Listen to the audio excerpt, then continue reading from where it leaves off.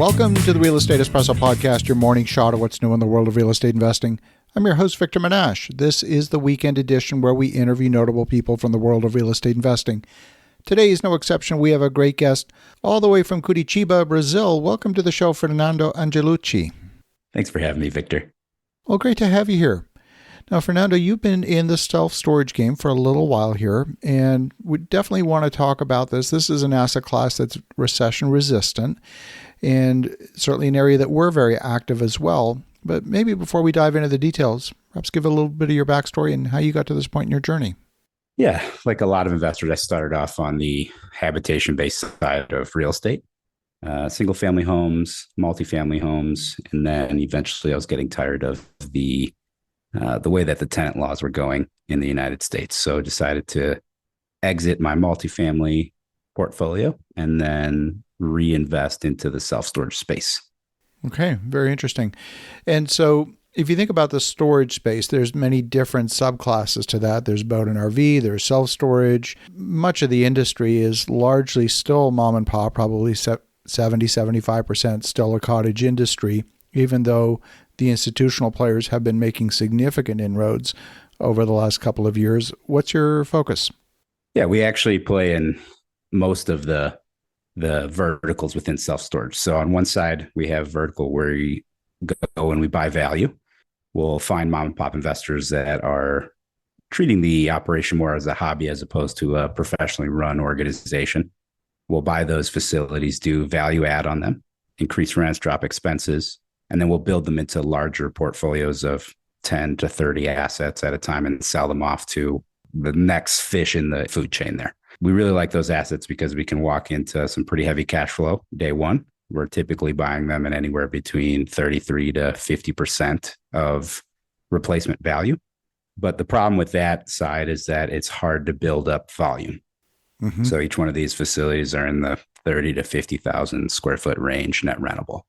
So to increase our footprint, we started then going on the opposite end of the spectrum, which is building these, fourth generation Class A REIT grade facilities. They're typically anywhere between, on the low end, 85,000 square feet to the high end, about 140,000 square feet. They're usually 3 to 4 stories tall, completely climate control with state of the art technology. Yeah, we found as well there's a break point in around that 100,000 square foot size. That below that, it's very difficult to make the economics work when you start to factor in minimum staffing requirements and all of that. So I'm pleased you said that, because that's a very common mistake that I see a lot of rookie investors make when they get into the world of self-storage. They get the Excel spreadsheet to tell them what they want to hear, but it doesn't pan out in reality. Yeah, that's correct. Typically when you're operating the smaller facilities, your expense ratio is much higher. We have created a system where we actually run those smaller mom and pop facilities in an unmanned fashion, which allows us to keep our manpower costs pretty low, our labor costs. As we've seen facilities at that smaller scale operating as high as 40% expense ratio when they're fully stabilized. Whereas on the other side, when you're operating these Class A REIT grade assets, it's very easy to get into the 28 to 30% expense ratio range. So that's one of the reasons we like that. However, when the pandemic hit, that's when we added our third vertical, because we were having issues with supply chain shortages and then supply pricing volatility. So because of that, we saw this opportunity where big box retail stores were starting to go belly up. And that gave us the ability to purchase envelopes at anywhere between $8 to $20 a foot, which allowed us to drop not only our total project cost by about 30%, but it also allowed us to drop our procurement costs and timelines, as well as our construction timeline itself. To build a similar sized asset from a net rentable square footage standpoint, we went from 10 to 12 months down to 6 to 8 months when we already had the envelope in place. I love it. So there's many different exit strategies when it comes to storage. Some people look to package up a portfolio and eventually sell it to those institutional players. Others are simply collectors and they want to buy and hold. Where's your focus? What's your strategy? Yeah, it depends on the vertical. So the mom and pop assets, I'm typically not a long-term holder of those assets because they're already pretty old. The maintenance starts to get pretty onerous. The assets that I like to hold longer, where refinance out of a construction loan with maybe a insurance company or a CMBS product, are the Class A facilities, but not necessarily the 3-story ones. So what we prefer to do for our buy and hold portfolio is build Class A climate controlled storage, but all single story. Or if we have a lot that has a significant grade, we'll actually build a 2-story facility on the grade so that you have basically 2 points of first floor entrances, which then negates the need for an elevator or a lift, which then cuts down on long-term maintenance costs as well. So those are typically the assets that we like to hold, are the no elevator, climate control, Class A, brand new built, and then everything else we usually will package up and sell to the next person in the chain. We've seen that a number of primary markets are starting to get saturated. If you think about all the major cities, if they have an NFL football team, chances are it's overbuilt in terms of self-storage. Where are you finding opportunities where there's still a supply-demand imbalance, or at least in your favor? Yeah, so we're not going to be the ones that play in the downtown top 50 MSAs. Typically, we're looking in the South and the Southeast, sometimes in the Midwest as well. But we're going maybe 5 to 10 miles out from the city center to what I would call the exurbs, if you will, the line between the suburbs and the rural areas, where you're starting to see a lot of the larger home builders coming in and putting in 300 to 500 unit developments or housing developments. Because with storage, unlike some of the other asset classes that you've talked about on the show, it takes a while for them to lease up. We're typically factoring about 12 months for construction and then another 36 months to 42 months, depending on the location, for lease up. So we're always looking to see, where's the population going to be 5 years from now, not where is it today. And that allows us to purchase land at reasonable costs, typically dealing with municipalities that are much easier to work with on the pre-development zoning and permitting process. And then by the time the asset is stabilized and ready to sell, we've already been built up, completely surrounded by these residential developments. When you're looking at rooftops and looking at population, when you look at your market studies, those residents are not all created equal. One of your biggest competitors is the homeowner's own garage. But if they don't have a garage, then they're probably a bigger candidate for storage. Do you segment the market that way? Or how do you look at the market to really assess the demand?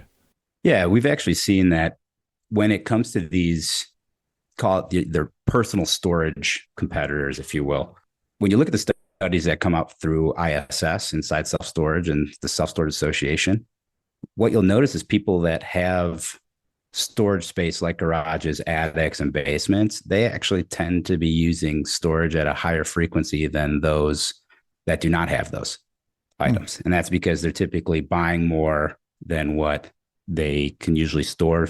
They're overestimating their storage space. These are typically the people that have multiple seasons worth of decorations that come in and out every 3 months. They use the garage as a man cave, that type of stuff. So when we're looking at demographics, that's not as big a factor of, does a house have a garage or not have a garage, or is it primarily, high density multifamily or lower density single family developments. What we're looking for is the amount of population within typically a 15-minute drive time of our facility. We recently moved away from just using strict radius as the crow fly to more drive time, because now that we operate more in the Southeast, you have a lot of significant impediments such as mountains and highways, water, bodies of water. So we're typically looking for, right now, 50 to 150,000 people in that market. 50 is a little low. The median income has to be pretty high for us to go that low on the population. Mm-hmm. Our median income requirements, we want to be within 60 to 140,000 per household. And then visibility and traffic counts are still extremely important, even though the industry is going in a very tech forward way.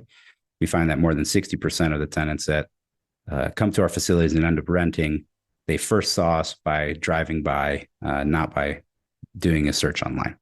So we're typically looking for 20,000 vehicles per day on the curb cut within half a mile of an exit ramp of a highway, 1 mile depending on the growth of the area.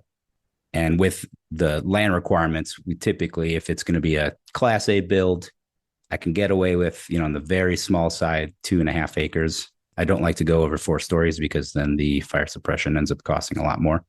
And then for me to be a little bit more comfortable, 4 to 6 acres is what we'd like. And then if it's going to be one of the properties that go into my buy and hold portfolio for the 20-year holds, 25-year holds, then I need, 6 to 10 acres roughly. Yeah, so your metrics mirror an awful lot of what we see in our business as well. So that makes an awful lot of sense. Well, Fernando, if folks want to connect, if they want to learn more, what's the best way? Yeah, so typically people can go to our website, www.ssse.com. Another thing I usually do just to reduce the friction is I usually give out my cell phone number on these podcasts or put them in the show notes if you'd like to do that as well.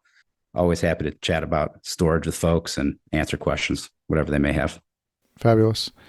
Well, love the perspective. You're clearly doing this at a very high level. And for the listeners at home, definitely connect with Fernando Angelucci at ssse.com. That link will be in the show notes along with his direct number. In the meantime, have an awesome rest of your weekend. Go make some great things happen. We'll talk to you again tomorrow.